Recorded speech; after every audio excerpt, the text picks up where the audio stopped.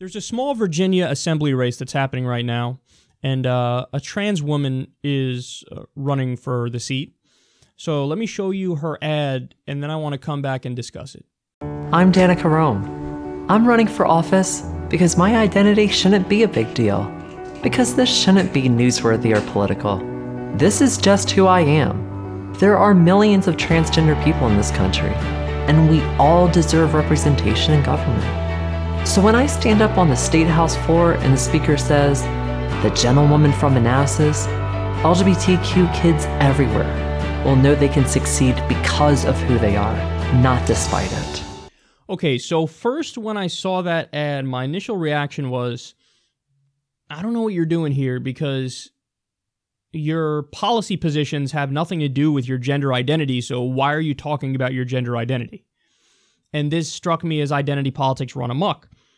But then I learned that her GOP adversary, Robert Marshall, claims that she's lying about, quote, his sexual identity, and he's made it an issue.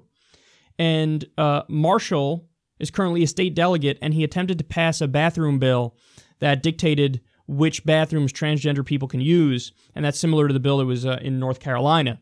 So, in other words, this Republican is obsessed with the issue and is like, I'm going to pass a bill that says you can't use this bathroom and can use that bathroom, and I'm going to be the person who determines that.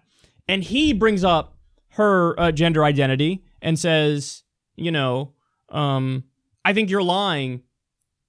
He's lying about his gender identity. Right, because it's such a fucking benefit in an election to be transgender. Yeah, people are falling over themselves to go vote for the trans person.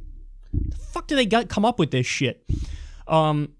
So at first I was against the ad, but then when I saw that it's a reaction to the Republican who made it an issue, then I said, yeah, unleash the hounds, all systems go. Because the message of the ad is, it doesn't matter that I'm fucking trans. Doesn't matter. So when I thought she had brought it up and made it an issue herself, I'm thinking, that's not something that's going to resonate. That's not, like, people aren't going, I can't wait to specifically vote for somebody because of their gender identity. Gender identity should be irrelevant as to whether or not you'd vote for somebody. But then when I realized it was a response to the Republican who was making it an issue, I thought, okay, that makes perfect sense.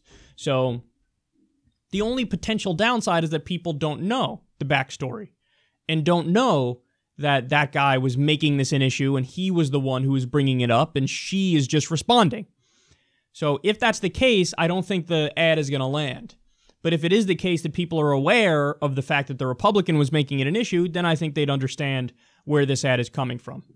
But yeah, I mean, I think the ultimate goal in the long run is to make it so that this is just not an issue, you know, in the same way that race is not like, oh, okay, I don't care if the person's black or white or anything.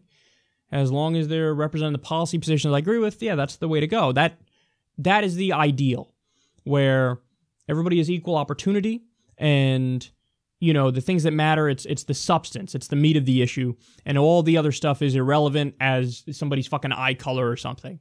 So it's interesting. I think this might be the first time that there's somebody, transgender person, running, and it's become an issue where they're openly talking about it in the process of campaigning. Granted, it's admittedly for a response to somebody who initially brought it up, but interesting nonetheless. Or maybe I missed, you know, an example or two of people doing it in the past, but I'll be curious to see how this unfolds.